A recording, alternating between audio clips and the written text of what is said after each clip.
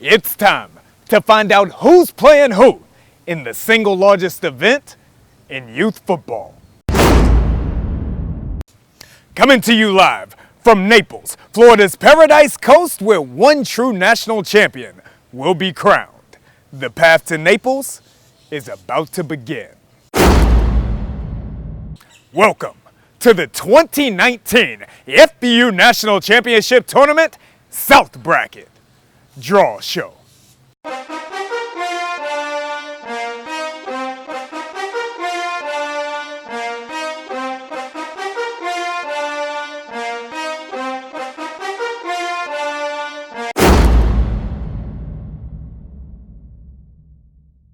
Glad to have you with us again, this time from the Paradise Coast. I'm Chad Ricardo, joining me Football University President, Mr. Steve Quinn, and also National Recruiting Director, my brother, Mr. Erik Richards. Gentlemen, it's time for the FBU National Championship Tournament. Are we excited here? Woo, back in this weather? I mean, come on, it's 72 degrees out here. Put on a suit in October. I mean, Path to Naples kicks off down here on the Paradise Coast. There can only be one true national championship tournament, and of course the Football University FBU National Championship Tournament is that. 32 teams over 3 different grade levels, that's 96 teams in total, over 3,500 student athletes, and that's going to encompass 24 states. yeah, Chad, I mean, it's 3,500 plus athletes spread across 96 teams in 32 cities. The best of the best, right? All these all-stars coming together with about 3 weeks of practice to get ready. Some teams only average 6 to 9 practices before they come down and compete, and then it's lights on, right, for game one. And the thing that I love the most about this is that every year the FBU National Championship Tournament, it gets bigger, it gets better. Hard to imagine this is year 5 already, right? We've actually moved Football University down here to beautiful Naples, Florida, Collier County. The last year's event it was 15 million impressions, right? So when you talk about the James Cooks of the world and the Trevor Lawrences of the world, they got their start here, right? Everybody knew who they were before they even stepped on a high school football field because of this tournament. And so obviously Naples is excited about it. They're building a sports complex down here. The icing on the cake is when it opens up, the grand opening May 1st. And then next year in 2020, Erik, we're playing in the brand new stadium and hopefully on NBC Sports, as we've talked about. So it couldn't be any bigger and the stage couldn't be any greater. And Steve, you kind of speak to this next point here. I mean, this is about truly so much more than just the football. This is an experience for the student athletes and for all of the families. What all do we offer? 100%. I mean, championship week is much bigger than just these football games. I was talking to some gentlemen yesterday during some of our things we were doing out here in Naples already, and they're telling me the experience is much more about football than football. They're meeting friends when they come down here. They're social media friends for the rest of their lives. They're talking about how they can get better at recruiting. They're talking about things that are propelling them to the next level. And so, as you mentioned, the experience when they come down here, you just can't beat the experience. And then the camaraderie, right, with all the coaches and the families, and getting an opportunity to come out here to the beach and hang out on their day off with a beach party. Just so many great things that these kids, coaches, and parents get a chance to experience during championship week. Yeah, Chad, Rutgers was fun last, right? We were in a D1 stadium, but it was raining cold while we were filming that draw show last year. 72 degrees. In a suit in October right here. I think, Steve, going back to where the talent's gone to, if you remember, it wasn't long ago, the tournament's been going on in its 9th year now, 5 years in Naples. It wasn't long ago that one tournament one year had Trevor Lawrence, Matt Corral, JT Daniels, all as quarterbacks in this tournament. So when people ask me, where is this tournament gone? I think the level of talent has increased every year because of those forefathers that came and played in it previously. No doubt about it. Now you have partners like Adidas that have come down here and partnered with us, Gatorade, right? Some of the biggest partners. Yep. Flow Sports is going to be, which we'll talk about more in this, are going to be televising and live streaming all the regional games and the championship games this year. And of course, we're going to be having our future showcase down here, 6th grade through 9th grade, the 200 top players that are come down here and do a showcase with us. And of course, Matt Lauer's done a great job with our National Invitational. The other Matt Lauer, exactly, not to be confused that. But the 8U and 10U is going to have 16 teams at each level playing in a National Invitational. And we have a waiting list now. So are we going to go to 16 teams next year maybe? Maybe. Maybe.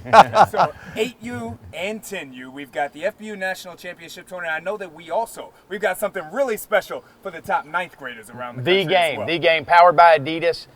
The freshman game's just gone to a whole new. Every year we come down here, 6'5", 300-pound linemen walking through the lobby. People are wondering if they're at the wrong tournament. We got some of our 8th grade teams wondering, I don't have to play that team, do it? No, you don't have to play that team. But a year ago they were in this thing. But out of the 60 players, 30 with multiple Division I offers, and usually when we leave here, then the offers start rolling in for those guys.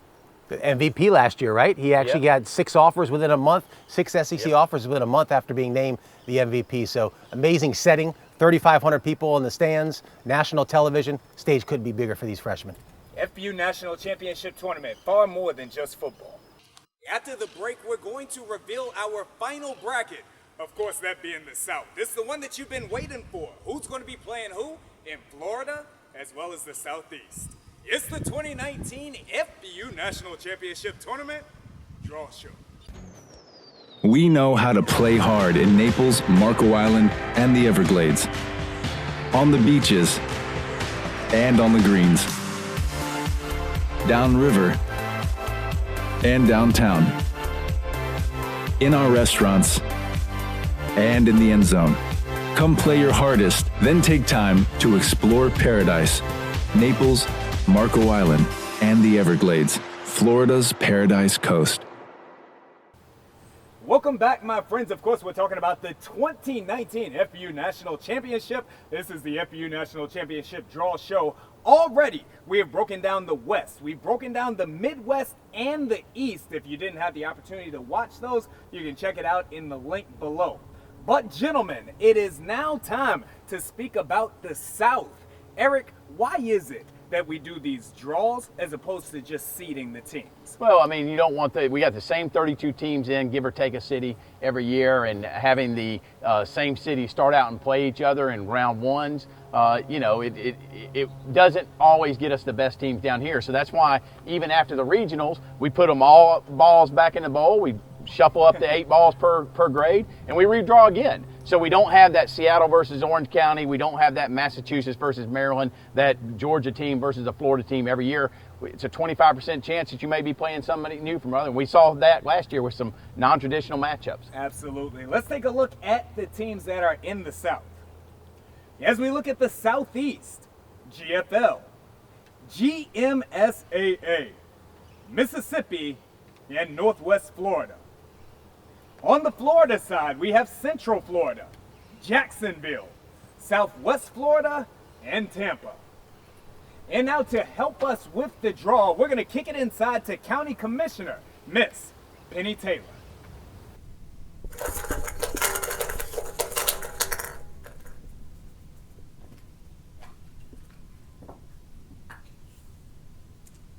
GMSAA.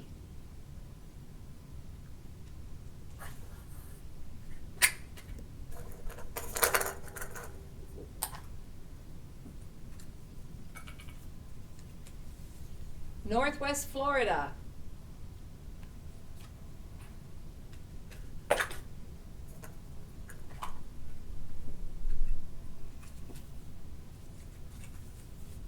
Mississippi.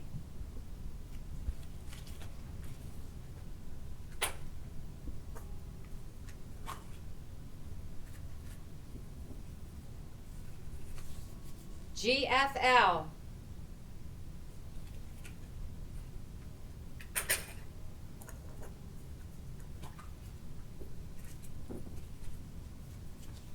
Jacksonville.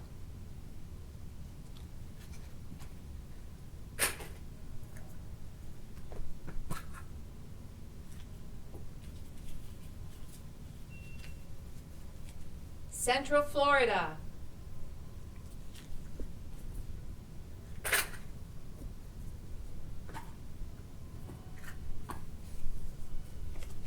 Tampa.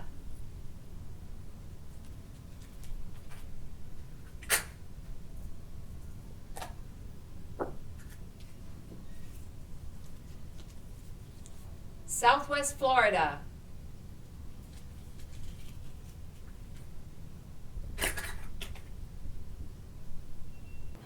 There we have it, gentlemen. The South has always been a loaded bracket, especially in Florida. Yeah, and this year we have Orlando back in the tournament with Low Wood. Low was out at Top Gun with us. Burn, baby, burn. Burn, baby, burn. Burn, baby. He brings all type of energy, to whatever he does in the football world. He trains top athletes. His son played at Notre Dame, who was a top athlete, played professional football. So he's going to bring the energy. He's going to attract some of the top talent around there because he's very up there ingrained into the Pop Warner nature of up there. He knows he needs to get some linemen to be competitive. I'm excited about where Lowe's going to take Orlando. Yeah, let's remember, Steve, Central Florida won the thing at the 8th grade level the first year we had it. A lot of talent up there. And then moving to Jacksonville, Claude's back again, right? Yeah, Claude's had a taste of the Atlanta bracket before, so he's not new to this, so to speak. Had Tyreek Johnson and Sean Wade that played defensive backs at Ohio State that have played for him. Yep. So there's always talent in that Jacksonville area with Bowles and Trinity and all those. No doubt. And then you move down to Tampa. You got Damon Ratcliffe. He's brought on a co-director this year, Tony Watkins, and last 2 years, 6th and 7th grade, they got an opportunity to three-peat. Not too many teams that have done that before. So I think Tampa's going to be, or will be, with all these players coming out of there, 24/7 is going to be all up in that in the next couple of years. Talk with about the that Northwest Florida bunch that's coming in. The Northwest Florida bunch that's going up to the Atlanta bracket as well. Panama City, Anthony Hemingway up there is going to be putting together 3 teams. We're excited about having them. And then, of course, I'd be remiss if I didn't talk about Southwest Florida. Absolutely. And this was a squad that is really on the uprise. I know that last year they had really quality teams out there. They really did. They had Richard Young, the top freshman in the country, running back here in out of Reggie's done, right?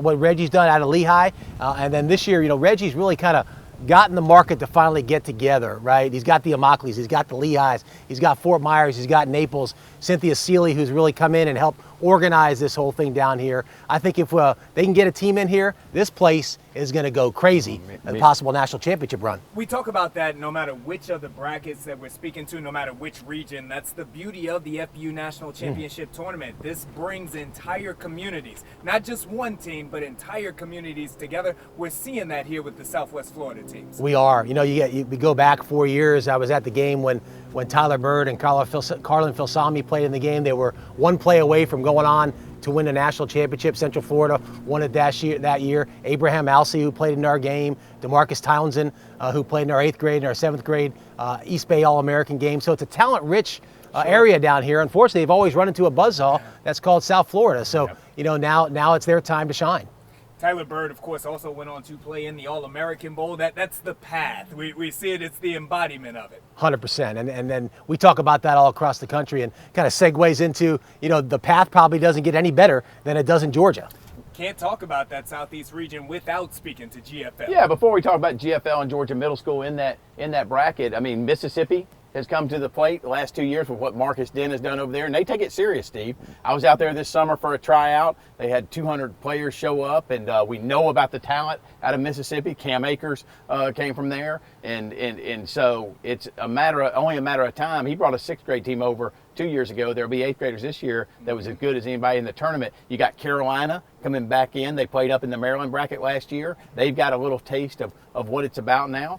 They're coming over. Georgia Middle School, and I say this year in, year out, I'm telling you guys, and they knocked down the door 2 years ago when they got the 7th grade bunch down here with David Badiga and that crowd. They're just as talented as GFL, so it can go either way. But GFL has dominated that particular region, and I think it starts with the quarterback play. I mean, we're talking about Davis Mills and Chase Bryce started off when they won a national championship in 2014, and then came the Messiah, Trevor Lawrence at Clemson, and then it just started steamrolling, right? Then you had Harrison Bailey, then you had Brock Vandergriff, then 2 years ago you had Gunnar Stockton. And so from a quarterback standpoint, it probably doesn't get much better than what GFL has brought down there. And they've had talent at other positions. I'm just spotlighting the quarterback position. But what Ken Burge and Chris Gant and Gary Dasher, the team director, have done with that team and putting it on a national scene is amazing. And we could do an entire show just on the alumni that come from the South bracket. I mean, we mentioned a couple, of course, Trevor Lawrence, Isaac Nauta, Chad Masco. Nauta, he was drafted this year. Yep, playing for the Detroit Lions. James Cook was out of that bracket. Naquan Wright, Nick Scalzo, that's at Kentucky. Yep, on QB1 this year. Yeah. You got Nick Scalzo on QB1 this year and back-to-back national champions. I mean, these kids, we go back to what we said in our previous show that we had, that this is where they get their start, Correct. right? When they're in 7th and 8th grade, you got 15 million impressions in a social media in a tournament like this. The whole country knows who they are. It's one of the reasons I'm sure Nick Scalzo jumped onto the scene and he's in QB1 this year, right? He's on one of the top quarterbacks and now at Kentucky. So again, where they get their start right here at this tournament. Not only the experience, but also the exposure. It's all brought to you right here at the FBU National Championship Tournament. See you next season. American Bowl is brought to you by Football University. FBU, bringing former NFL coaches and players from all around the country.